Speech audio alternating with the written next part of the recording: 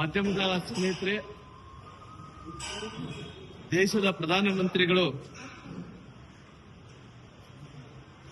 ಕರ್ನಾಟಕಕ್ಕೆ ಬಂದಾಗ ಭದ್ರತೆಯನ್ನು ನೀಡಲಾದಂತ ಕಾಂಗ್ರೆಸ್ ಸರ್ಕಾರ ದೇಶದಲ್ಲಿ ವಿಶ್ವದಲ್ಲಿ ಪ್ರಧಾನಮಂತ್ರಿಗಳು ಹೋದಂತ ಸಂದರ್ಭದಲ್ಲಿ ವಿಶೇಷವಾದಂತ ಭದ್ರತೆಯನ್ನು ವಿಶ್ವದಲ್ಲಿದ್ದಂತ ಎಲ್ಲ ದೇಶಗಳು ಪ್ರಧಾನಮಂತ್ರಿಗಳಿಗೆ ಭದ್ರತೆಯನ್ನು ಕೊಡ್ತಾರೆ. ಆದರೆ ಕರ್ನಾಟಕದಲ್ಲಿ ಕಾಂಗ್ರೆಸ್ ಸರ್ಕಾರ ಭದ್ರತೆಯನ್ನು ಒದಗಿಸುವಂತ ವಿಚಾರದಲ್ಲಿ ಸಂಪೂರ್ಣವಾಗಿ ವಿಫಲವಾಗಿದೆ ಅನ್ನಂತ ಮಾತನ್ನು ಹೇಳ್ತಾ ಇದ್ದೇನೆ. ಯಾಕಂದ್ರೆ ಇವತ್ತು ಈ ರಾಜ್ಯದ ಮುಖ್ಯಮಂತ್ರಿಗಳಂತ ಸನ್ಮಾನ್ಯ ಸಿದ್ದರಾಮಯ್ಯನವರು, ಈ ರಾಜ್ಯದ ಗೃಹ ಮಂತ್ರಿಗಳಂತ ಪರಮೇಶ್ವರ್ ಅವರು ಅವ್ರು ತಿಳ್ಕೊಂತ ಇದಾರ ಬಿಜೆಪಿಯವರಿಗೆ ಮಾತ್ರ ಪ್ರಧಾನಮಂತ್ರಿಗಳು ಅಂತ ಹೇಳಿ ತಿಳ್ಕೊಂತ ಇದಾರ. ಅವ್ರು ಈ ದೇಶದ ಪ್ರಧಾನಮಂತ್ರಿಗಳಂತೇಳಿ ಅವ್ರು ತಿಳ್ಕೊಂತ ಇಲ್ಲ. ಯಾಕಂದ್ರೆ ದೇಶದ ಪ್ರಧಾನಮಂತ್ರಿಗಳು ಅತ್ಯಂತ ರಿಸ್ಕ್ ದಲ್ಲಿರುವಂತ ವಿಶ್ವ ನಾಯಕ ಮೋದಿಜಿ ಇವರು. ಆದ್ರೆ ನಿನ್ನೆ ಪ್ರಧಾನಮಂತ್ರಿಗಳು ಬಂದಂತ ಸಮಯದಲ್ಲಿ, ಕರ್ನಾಟಕಕ್ಕೆ ಬೆಂಗಳೂರಿಗೆ ನಿನ್ನೆ ಬಂದಂತ ಪ್ರಧಾನಮಂತ್ರಿಗಳ ಸಮಯದಲ್ಲಿ ಹತ್ತತ್ರ 100 ಮಂದಿನ ಇನ್ಸ್ಪೆಕ್ಟರ್ಗಳನ್ನ 100 ಮಂದಿ ಇನ್ಸ್ಪೆಕ್ಟರ್ಗಳನ್ನು ವರ್ಗಾವಣೆ ಮಾಡಂತ ಕೆಲಸ ಈ ಸರ್ಕಾರ ಮಾಡ್ತಿದೆ. ನಾನು ಕೇಳ್ತೀನಿ, ಅವ್ರು ಯಾಕೆ ಅಷ್ಟು ಅರ್ಜೆಂಟ್ ಆಗಿ ಅಷ್ಟು ತುರ್ತಾಗಿ ಅವ್ರನ್ನ ವರ್ಗಾವಣೆ ಮಾಡ್ಲಿಕ್ಕೆ ಅವ್ರು ಏನು ಯಾಕಂದ್ರೆ ಇವತ್ತು ಪ್ರಧಾನಮಂತ್ರಿಗಳು ಬರಂತ ಹಾದಿಯಲ್ಲಿ ಜಿಲ್ಟನ್ 6 ಸಿಕ್ಕಿದಾವ, ವೈರ್ಗಳು ಸಿಕ್ಕಿದಾವ. ಅವ್ರು ಏನನ್ನ ಹೆಚ್ಚಿಗೆ ಮಾಡಿದ್ರೆ ಯಾರು ಹೊಣೆ, ಯಾರು ರೆಸ್ಪಾನ್ಸಿಬಿಲಿಟಿ? ಯಾಕೆ ಪ್ರಧಾನಮಂತ್ರಿಗಳ ಮೇಲೆ ಏನು ಪಂಚರಾಜ್ಯಗಳು ಚುನಾವಣೆ ಗೆದ್ದಾರ ಅಂತೇಳಿ ಪ್ರಧಾನಮಂತ್ರಿಗಳ ಮೇಲೆ ಕೋಪನ? ಈ ಕಾಂಗ್ರೆಸ್ ಸರ್ಕಾರ ಇವತ್ತು ಪ್ರಧಾನಮಂತ್ರಿಗಳ ಬಗ್ಗೆ ಕಾಳಜಿ ಇಲ್ಲ, ಪ್ರಧಾನಮಂತ್ರಿಗಳ ಬಗ್ಗೆ ಗೌರವ ಇಲ್ಲ. ಪ್ರಧಾನಮಂತ್ರಿಗಳು ಕರ್ನಾಟಕಕ್ಕೆ ಬರ್ತಾ ಇದಾರ, ಬೆಂಗಳೂರು ಬರ್ತಾ ಇದಾರ ಅಂದ್ರೆ ಈಗ ಅವ್ರು ಯಾವ ರೀತಿಯಲ್ಲಿ ರಕ್ಷಣೆ ಮಾಡಬೇಕು ಅನ್ನಂತ ವಿಚಾರದಲ್ಲಿ ಕೂಡ ಕಾಳಜಿ ಇಲ್ಲ. ಅದಕ್ಕೋಸ್ಕರವಾಗಿ ಏನು ಅವ್ರು ಬರಂತ ಹಾದಿಯಲ್ಲಿ ಏನು ಜಿಲ್ಟನ್ 6 ಸಿಕ್ಕಿದಾವ, ವೈರಸ್ ಸಿಕ್ಕಿದಾವ ಏನ್ ಸಿಕ್ಕಿದಾವ, ಆದಷ್ಟು ಶೀಘ್ರದಲ್ಲೇ NIA ತನಿಖೆಗೆ ಅದನ್ನ ಒಪ್ಪಿಸಬೇಕು ಅಂತೇಳಿ ನಾನು ಒತ್ತಾಯವನ್ನು ಕೂಡ ಮಾಡ್ತೀನಿ ರಾಜ್ಯ ಸರ್ಕಾರಕ್ಕೆ. 2-3 ಹೇಳಿಕೆಗಳನ್ನು ನಾನು ನೋಡ್ತಾ ಇದ್ದೆ. ವಿಧಾನ ಪರಿಷತ್ತಿನ ನಾಯಕರಾದಂತ ಹರಿಪ್ರಸಾದ್ ಅವರ ಹೇಳಿಕೆಯನ್ನು ಕೂಡ ನಾನು ನೋಡ್ತಾ ಇದ್ದೆ. ಅದೇ ರೀತಿಯಲ್ಲಿ ಸಿದ್ದರಾಮಯ್ಯರ ಹೇಳಿಕೆಯನ್ನು ಕೂಡ ನಾನು ನೋಡ್ತಾ ಇದ್ದೆ. ಬಹುಶಃ ಈ ರಾಜ್ಯದ ಜನರು ಅದಕ್ಕೋಸ್ಕರವಾಗಿ ಅವರು ಮರೀತಾ ಇದ್ದಾರೆ.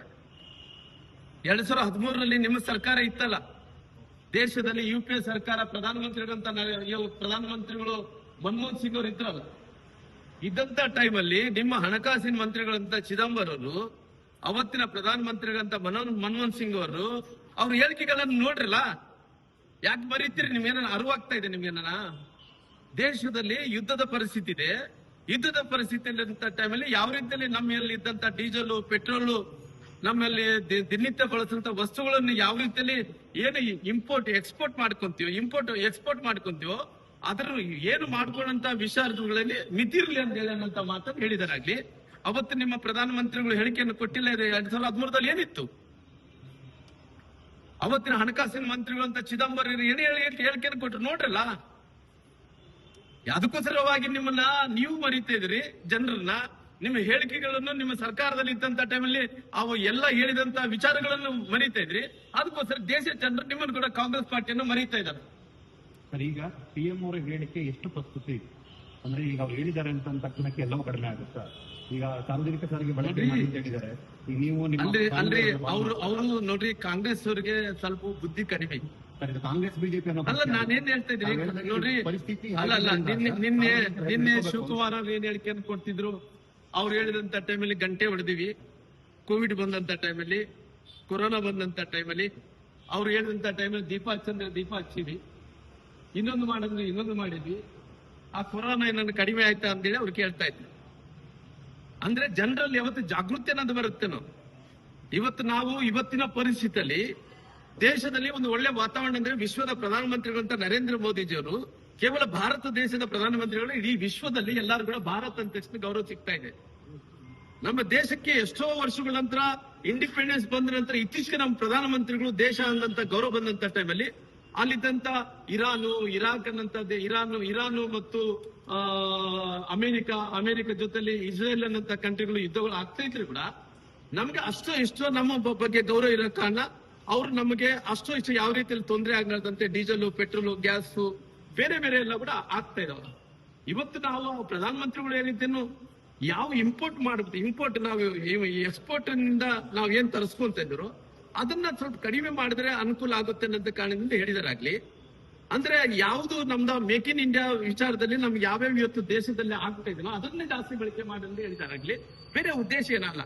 ಜನರಿಗೆ ಪ್ರಧಾನಮಂತ್ರಿ ಹೇಳೋದ್ರಿಂದ ಜನರಿಗೆ ಒಂದು ಜಾಗೃತಿಯನ್ನು ಮೂಡಿಸಂತ ಕೆಲಸ ಆಗುತ್ತೆ. ಏನೋ ಇವತ್ತು GDP ಏನಿದೆ ಇವತ್ತು ನಮ್ಮ ದೇಶದಲ್ಲಿ, ಇವತ್ತು ಕಾಂಗ್ರೆಸ್ ನಾಯಕರಿಗೆ ಕೇಳ್ತೀನಿ, ನಿಮ್ಮ ಸರ್ಕಾರ ಇದ್ದಂತ ಟೈಮಲ್ಲಿ GDP ಏನಿತ್ತು, ಇವತ್ತು ನಮ್ಮ ಆರ್ಥಿಕ ಸ್ಥಿತಿ ಎಷ್ಟು ಚೆನ್ನಾಗಿದೆ ಅಂದ್ರೆ ವಿಶ್ವದಲ್ಲಿ ನಮ್ಮ 3ನೇ ಸ್ಥಾನಕ್ಕಿದ್ದೀವಿ. ಆದ್ರೆ ಪ್ರಧಾನಮಂತ್ರಿಗಳು ಈ ದೇಶದಲ್ಲಿದ್ದಂತ ಪ್ರಧಾನಮಂತ್ರಿಗಳು ಈ ವಿಶ್ವದಲ್ಲಿದ್ದಂತ ವ್ಯವಸ್ಥೆದ ಬಗ್ಗೆ ನೋಡಿದಂತ ಟೈಮಲ್ಲಿ ದೇಶದಲ್ಲಿ ಈ ರೀತಿ ಬಳಕೆ ಮಾಡೋದ್ರಿಂದ ನಮಗೆ ಫ್ಯೂಚರ್ ದಲ್ಲಿ ಯಾವುದೇ ರೀತಿ ತೊಂದರೆ ಆಗ್ಲಾರ್ದಂತ ನೋಡ್ಕೋಬೇಕನ್ನೋದು ಜವಾಬ್ದಾರಿಯಿಂದ ಹೇಳಿದಾರಾಗ್ಲಿ. ಆ ಬೇಜವಾಬ್ದಾರದಿಂದ ಹೇಳಕ್ ಹೋಗ್ಲಿಲ್ಲ. ಆರ್ಥಿಕ ಪರಿಸ್ಥಿತಿ ಚೆನ್ನಾಗಿದೆ, GDP ಚೆನ್ನಾಗಿದೆ.